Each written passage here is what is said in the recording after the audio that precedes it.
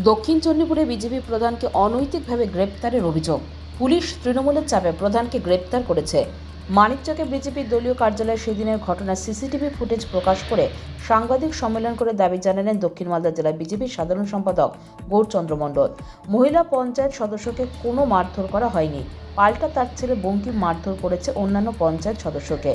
Police CCTV footage খতিয়ে না দেখেই প্রধানকে গ্রেপ্তার করেছে। শুধুমাত্র মহিলা পঞ্চায়েত সদস্যের নাটক দেখে প্রধানকে গ্রেপ্তার করেছে। আমরা দলগতভাবে বিজেপির মহিলা পঞ্চায়েত সদস্যের বিরুদ্ধে ব্যবস্থা গ্রহণ করব, এমনকি মানহানির মামলা করব বলে দাবি জানালেন গৌরচন্দ্র মণ্ডল। তারিখের যে মেম্বারদের মধ্যে সমস্যা হয়েছিল, এই পার্টি অফিসেই বসা হয়েছিল তাদেরকে নিয়ে।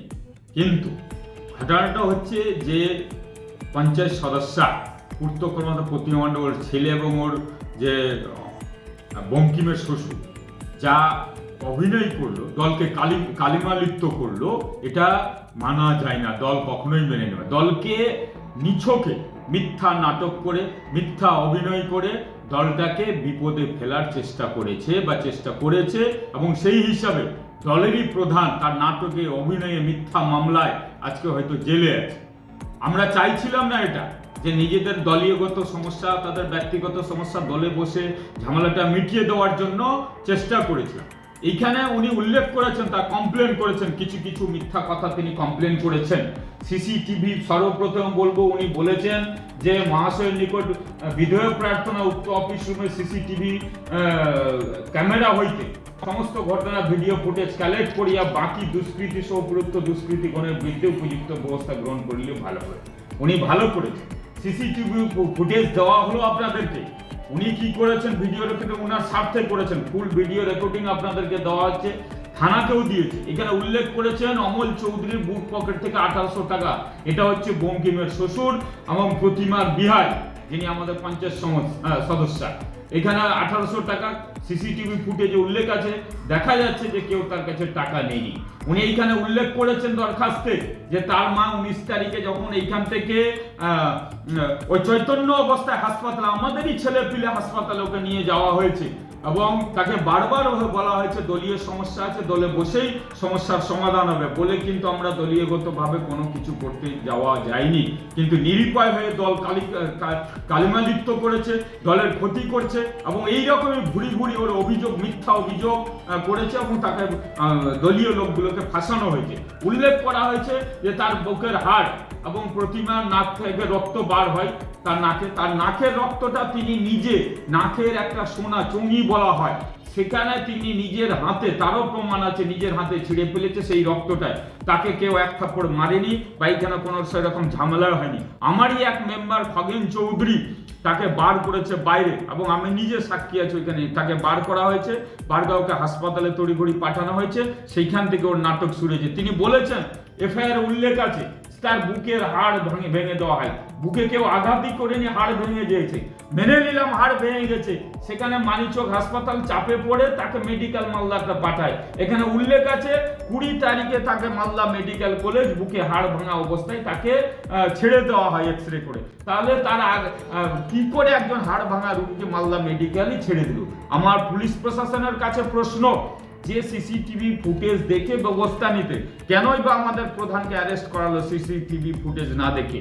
2 নম্বর ঘটনা, এখানে অমল চৌধুরী যে জায়গায় বসে আছে সিসিটিভি ফুটেজে উল্লেখ আছে, আমাদেরই দক্ষিণ চণ্ডীপুরের এক মেম্বার, সেখানে হচ্ছে সুকুমার মণ্ডল, তার মাথা ঠুকতে যায়। তড়িঘড়ি তখনই আমরা উঠে সবাই থামাতে যাই। ওই সময় বঙ্কিম, প্রতিমার ছেলে বঙ্কিম দৌড়ে দৌড়ে এসে তাকে মারতে যায়। আবার যখন গেটের বাইরে খগেন চৌধুরী ওকে গেটের বাইরে করে বঙ্কিম এবং প্রতিমাকে যে অভিনয় করেছে, গেটের বাইরে খগেন দা যখন করেছে, তার নাকের সোনার ছিনে যে নাক থেকে রক্ত পাচ্ছে, আমি ওকে বসালাম চেয়ারে।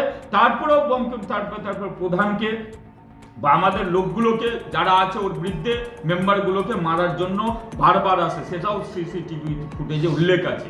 তারপরেও যারা কমপ্লেন করেছে প্রতাপ, ফেকন বা এদের নামে, দীপঙ্করের নামে, তারা কিন্তু কাউকে এক থাপ্পড় মারেনি, বকাবকি করেছে, কথা কাটাকাটি, বচসা হয়েছে।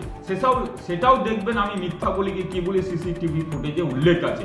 কারণ আমরা চাইছিলাম না অমল চৌধুরী উত্তর চণ্ডীপুরের মেম্বার ওর স্বামী স্ত্রী চঞ্চলা, এদিকে প্রতিমা আমাদের দলের পূর্তকর্মা, দলের সমস্যা নিজেদের সমস্যা তার ব্যক্তিগতভাবে দলীয়গত মিটে গেলে ভালো হয়, কিন্তু মিথ্যা অভিনয় মিথ্যা নাটকের এবং দলকে কালিমালিপ্ত করার জন্য আজকে আমি আপনাদেরকে কাছে বলতে বাধ্য হলাম এটা একটা মিথ্যা ঘটনা, সাজানো ঘটনা।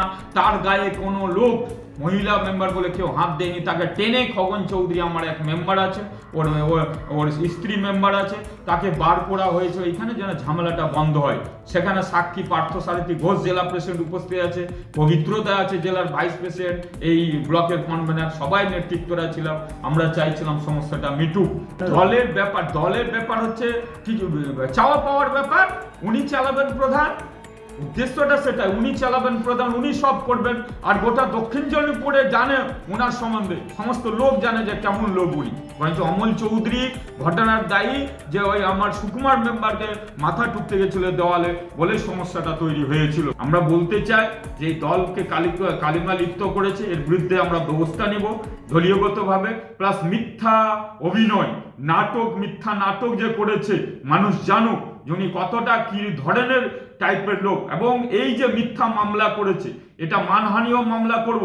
এবং আমি প্রশাসনকেও বলছি যে সিসিটিভি ফুটেজ না দেখে ফালতু নির্দোষ লোক যাকে ফাঁসিয়ে দেওয়া হয়েছে, আমাদের চোখের সাক্ষী আছে, সামনে সাক্ষী আছে, এটাও উনি অন্যায় করেছেন আমি বলবো। এটা এখানে উল্লেখই আছে সিসিটিভি ফুটেজ দেখে উপরোক্ত দোষকৃতীদের যারা বিবাদী আছে তার উপরে সুব্যবস্থা নিতে বলেছে। তো তার সিসিটিভি ফুটেজ আগে দেখা হলো না কেন? তাহলে পুলিশের অভিযোগ, পুলিশ যে অ্যারেস্ট করেছে এটা অন্যায়ভাবে অ্যারেস্ট করেছে বলবো, এবং তৃণমূলের চাপে করেছে। এটা বড় বড় দুষ্কৃতীগুলোকে গোটা পশ্চিমবাংলা চোর ডাকাত খুনি ধর্ষণকারীকে পুলিশ ধরতে পারছে না, আর যখনই একটা ছোট্ট ঘটনা বিজেপির প্রধান অ্যারেস্ট করতে হবে তাকে। মিথ্যা মামলা, মিথ্যা অভিযোগ, মিথ্যা নাটক করেছে যে প্রতি আমাদের পূর্তকর্মা নিজে থেকে ক্যামেরায় দেখা যাচ্ছে নাকের সোনাটাকে চুঙিটাকে নিজে টেনেছে বলে নাক থেকে রক্ত বেড়েছে, কেউ কিছু উনাকে করা হয়নি এইখানে আবারও। এবং তার ছেলে, আবারও বলছি, তার ছেলে বারবার বঙ্কিমমণ্ডল সবাইকে মারতে যাচ্ছিল, এবং সেটা সিসিটিভি যে ফুটেজ উল্লেখ আছে। বচসা হয়েছে, কেউ সেই রকম মারপিটে যায়নি, ওরাই মারধর করেছে, ওরাই দোষী। আজকে মিথ্যা দোষী হয়ে ওরাই মামলাটা করেছে। Bureau news Bangla Times.